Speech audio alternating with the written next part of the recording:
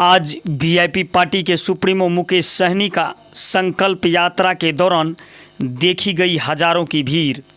इस दौरान जनता को संबोधित करते हुए उन्होंने कहा कि आरक्षण हमारा अधिकार है और इस अधिकार के लिए हमें लड़ना पड़ेगा। बाकी के राज्यों में ईबीसी को एससी वाला आरक्षण मिलता है, मगर हमारे राज्य में भेदभाव क्यों? आगे आप खुद देखिए उनका संबोधन। साथ ही मैं आपको बताते चलूं, आप देख रहे हैं दिन प्रभात मिथुन रंजन के साथ।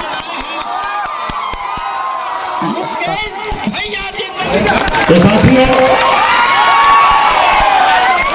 आप लोगों का प्यार सहयोग इतना मिलता है कि सुबह से निकलते हैं एक जगह से और दूसरी जगह पहुंचने में शाम हो जाता है।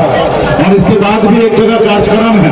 अभी हमको बता रहे थे ब्रह्मदेव जी कि आगे भी एक जगह कार्यक्रम है, यहाँ से निकलेंगे तो आगे भी जाना है। तो खास करके निषाद आरक्षण संकल्प यात्रा लेके आए हैं। ये यात्रा 25 जुलाई से पटना से निकली हुई है। ये यात्रा 101 दिन का यात्रा है। ये यात्रा यूपी, बिहार, झारखंड में पहुंच रहा है और लगभग 80 जिला हम लोग जा रहे हैं और वहां पर जाकर अपने समाज के हक अधिकार की बात करते हैं। साथियों, तकरीबन आज 90-92 दिन हो चुका है, अंतिम दौर में चल रहा है और पूरे बिहार, यूपी, झारखंड में अच्छा सहयोग सभी को मिल रहा है। साथियों, तो इस यात्रा के माध्यम से आपके बीच में आए हैं एक संदेश लेकर कि इस आजाद भारत में अगर सर उठा के जीना है, मान सम्मान अधिकार के साथ जीना है, अगर आपको अगर बेहतर जिंदगी जीना है, आप जितना कष्ट में जिंदगी जी रहे हैं, इससे अच्छा जिंदगी अगर आप अपने बच्चे को जिंदगी देना चाहते हैं तो इसके लिए 2 काम करना पड़ेगा। एक, आप एक रोटी कम खाइए लेकिन अपने बच्चे को पढ़ा लिखा के काबिल बनाइए।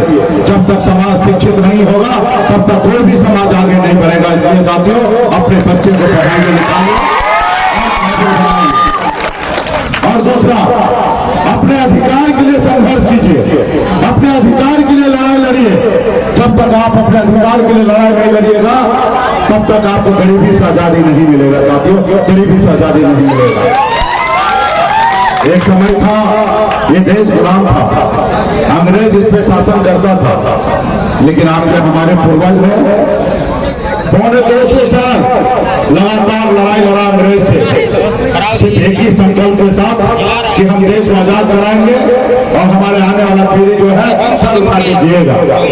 और इसके लिए हजारों लाखों की संख्या में हमारे पूर्वज शहीद हुए और फिर जाके देश आजाद हुआ। तो उसी तरीके से साथियों, ये आजाद भारत आपका है। जितना इस आजाद भारत में दूसरे लोगों का अधिकार है, उतना ही अधिकार आपका भी है। अगर इस आजाद भारत में आपका हक है तो हक मांगिए मत, उससे छीनने का काम कीजिए। साथियों, छीनने का काम कीजिए। आज बताइए ना, आज निषाद समाज को बंगाल में चले जाइए, वहां पे आरक्षण मिल रहा है एससी का। आप दिल्ली चले जाइए, वहां पे निषाद समाज को एससी का आरक्षण मिल रहा है, लेकिन आपको बिहार में नहीं मिल रहा है। आप बताइए, देश एक है, देश के प्रधानमंत्री एक है, देश के गृह मंत्री एक है, देश के संविधान एक है, फिर हमारे साथ भेदभाव क्यों? जब हमारे एक भाई को बंगाल में आरक्षण है तो बिहार में क्यों नहीं? जबकि बिहार, बंगाल, उड़ीसा, झारखंड ये सब पहले एक ही राज्य हुआ करता था। ये राज बंटवारा हुआ, ये जात बंटवारा नहीं हुआ। साथ अगर बंगाल में आरक्षण है तो बिहार में भी होना चाहिए, अगर नहीं है तो इसका दोषी कौन है? इसका दोषी वो जो दिल्ली में बैठे हुए हैं, वो दोषी है। और दूसरा दोषी आप और हम हैं कि हम अपने हक अधिकार के लिए संघर्ष नहीं किए, लड़ाई नहीं लड़े, इसके लिए आपको आरक्षण नहीं मिला। आज हमें आरक्षण मिल गया होता तो आज आपको क्या लाभ मिलता मैं बताता हूं। आज यूपी जाइए, बिहार जाइए, झारखंड में जाइए, 134 जिला है। एक भी निषाद का बेटा 134 जिला में कलेक्टर नहीं है। आप बताइए, इतना बड़ा राज्य में 3 राज्य में एक भी निषाद का बेटा कलेक्टर नहीं है।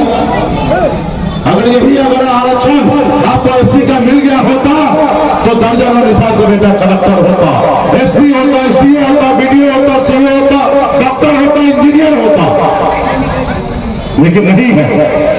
इसका दोष ये आप है, क्योंकि आपने उनके लिए लड़ाई नहीं लड़ा, और लड़ाई लड़ते तो आज उनको आरक्षण मिल जाता, वो आज वो बड़ा आदमी बनता, लेकिन नहीं बना।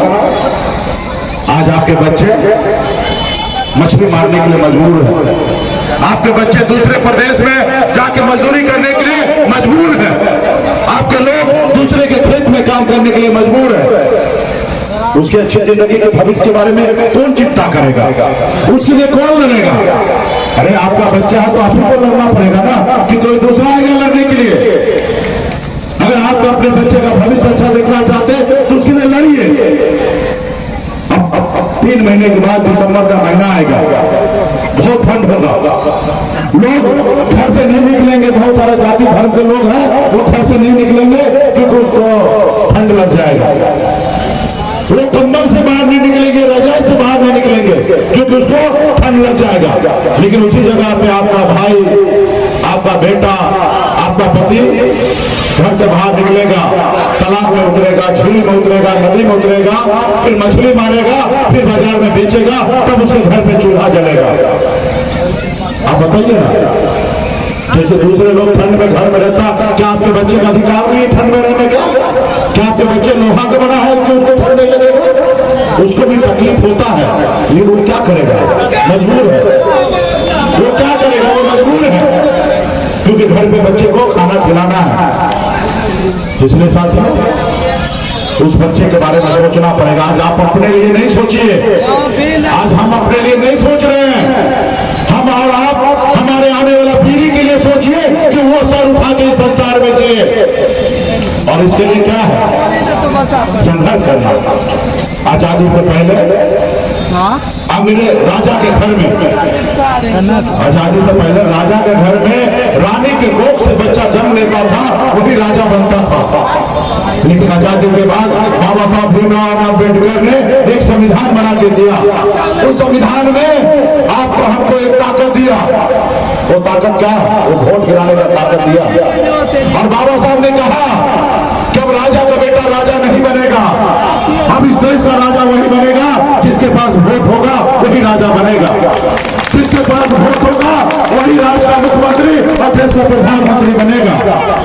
अब राजा का बेटा राजा नहीं बनेगा, अब राजा वही बनेगा जिसके पास वोट होगा, चाहे वो किसान का बेटा हो या मजदूर का बेटा हो या महिला का बेटा हो, अपने वोट पे राजा बनेगा। लेकिन आपने अपने वोट की ताकत को नहीं समझा, आप अपने वोट को नहीं पहचाना, आपने अपना वोट 200 रुपये में भेज देते हैं, आप अपने बच्चे का भविष्य भेज देते हैं।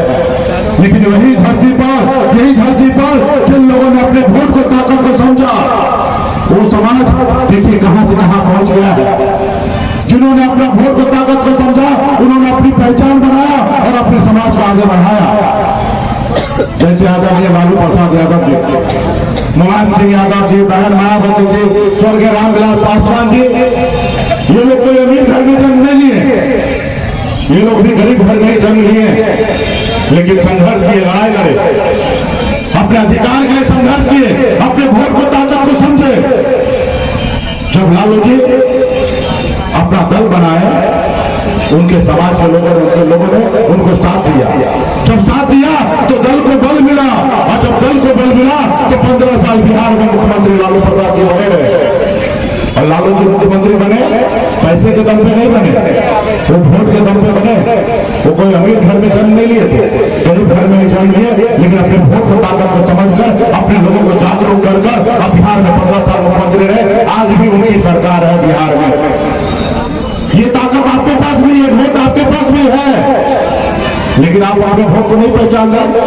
जैसे हनुमान जी के पास साथी था, लेकिन उनको पता नहीं था।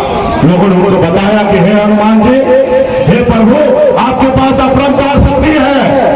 जब हनुमान जी को एहसास हुआ कि उनके पास शक्ति है, तो ही हनुमान जी 7 समुद्र पार जाके रावण को लंका को जलाने का काम किया। वही शक्ति पावर आपके पास है। आज यूपी, बिहार, झारखंड में सभी निषाद उपजाति दुनिया बना, सभी अगर एक पैर पे खड़ा हो जाए तो पटना का हम दिल्ली को कब्जा कर सकते। साथियों को दिल्ली को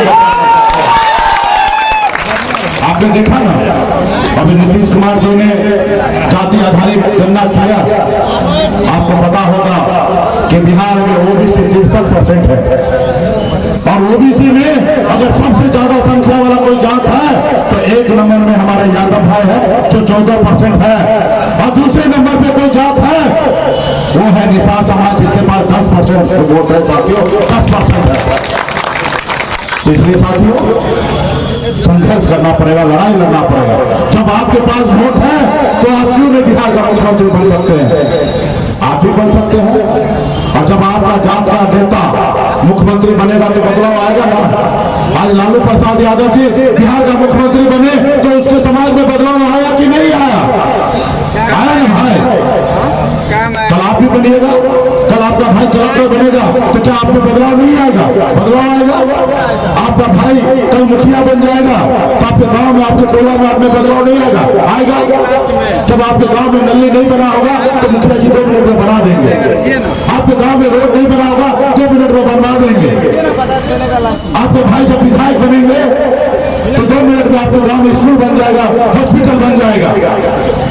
जब आपका भाई मुख्यमंत्री बन जाएगा तब तो फिर एक आपका था पहले के गाना हुआ करता, जब हमारा प्रिया हवलदार तो हमको डर कहेगा। जब आपके अपने लोग मजबूत होगा तो फिर आप किससे डरिएगा भाई? लेकिन इसके लिए संघर्ष करना पड़ेगा, वोट को ताकत को समझना पड़ेगा।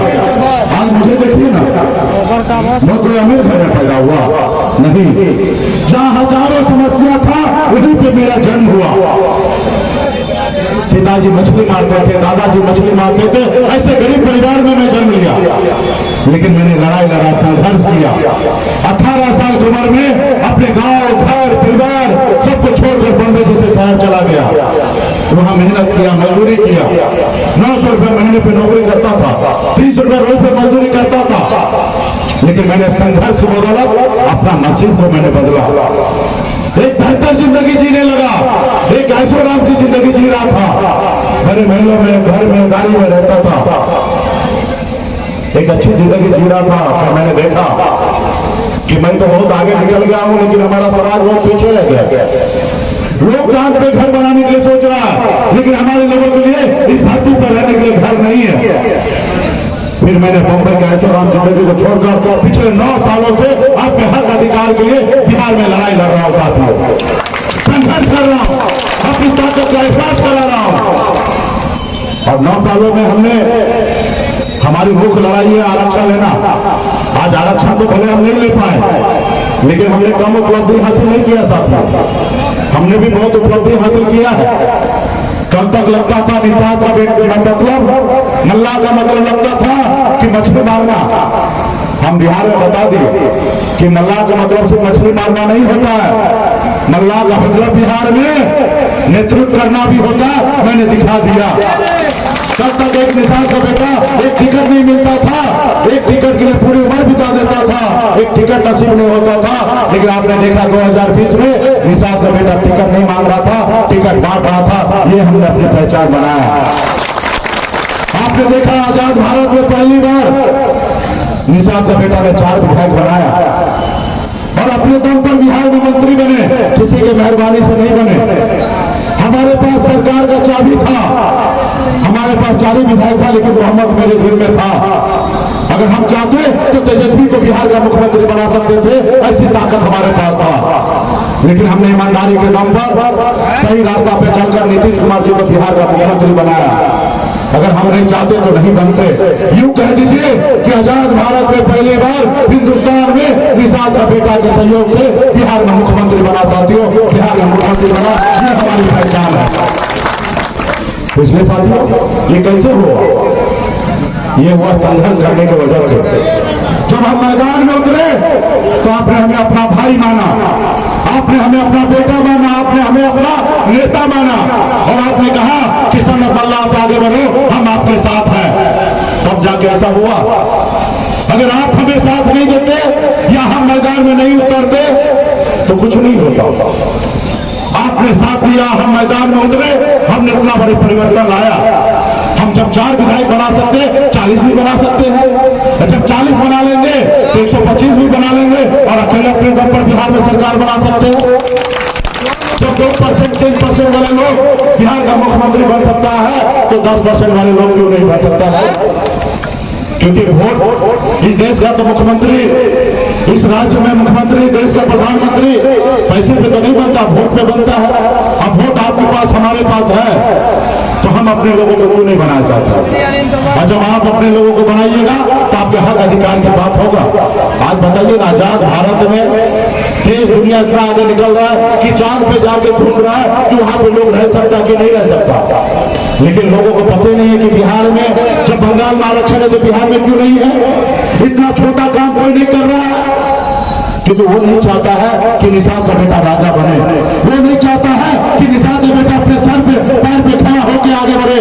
वो चाहता है कि आप हमेशा गुलाम बन के रहिए। जब आप मालिक बन जाइएगा तो उसके खेत में कौन काम करेगा? जब आप गरीब भी रहेंगे, जिंदगी जिएगा, तब ना उसके खेत में जाके काम कीजिएगा। वो चाहता है कि आपको गुलाम बना कर रखना। और इसी षड्यंत्र के तहत आपने देखा, जब हमने 4 विधायक बनाया तो किस तरीके से भाजपा वाले ने हमारे विधायक को खरीद लिया, हमें सरकार से बाहर कर दिया। जो सरकार हमने बनाया था उसको मुझसे तकलीफ नहीं था, उसको आपसे तकलीफ था। उन्होंने देखा कि ये सोया हुआ समाज को मुकेश सहनी जगा दिया है। कल तक मुकेश सहनी जीरो था, इस समाज के दम पर हीरो हो गया है। कल जीरो से 4 को विधायक बना लिया, और ये अगर समाज को यही जगाते रहा तो 125 बना के लालू जी के जैसा अकेले बिहार में मुख्यमंत्री बन जाएगा। और जब ये मुख्यमंत्री बन जाएगा तो इसका समाज आगे बढ़ जाएगा, और जब समाज आगे बढ़ जाएगा तो हमारा खेत में कौन काम करेगा? तो उन्होंने एक रणनीति के तहत सोचा कि समाज का आवाज कौन है, तो उसको पता है कि आवाज तो मुकेश सहनी है, तो मुकेश सहनी को आवाज को बंद करो, आवाज को दबाओ। जब मुकेश सहनी दब जाएगा तो इसका समाज ऑटोमेटिक सो जाएगा, खत्म हो जाएगा। लेकिन उनको ये नहीं पता था कि जिसको चाहने वाला लाखों निषाद का बेटा हो, उसको दुनिया का कोई माई का लाल नहीं है कि झुका सकता है, चला सकता है। फिर हम वही ताकत, वही जुनून के साथ आज संघर्ष कर रहे हैं, लड़ाई लड़ रहे हैं। साथियों, लड़ाई में तो 2 ही परिणाम आता है, हार या जीत। आप मैदान में रहिएगा तो 2 ही परिणाम होगा, हार या जीत। लेकिन घर पे रहिएगा तो एक ही परिणाम होगा, वो होगा हार। और जब मैदान में आइएगा तो कभी हार भी होगा, कभी जीत भी होगा। और जब हारते रहिएगा तो एक ना एक दिन हार भी शर्मिंदा होगा और आपको जिताएगा। साथियों, जिताएगा। लेकिन इसके लिए एकजुट होना पड़ेगा, संघर्ष करना पड़ेगा, अपने बच्चे को पढ़ाना लिखाना पड़ेगा। जब पढ़ेंगे लिखेंगे तब उनको पता चलेगा कि मेरा अधिकार क्या है, और जब अधिकार क्या है तो उसके लिए लड़ाई लड़ेगा, संघर्ष करेगा, जैसे मैं कर रहा हूँ। जब वो पढ़े लिखे नहीं होंगे तो क्या उसको पता होगा? फिर वो गरीबी में जिंदगी जिएंगे।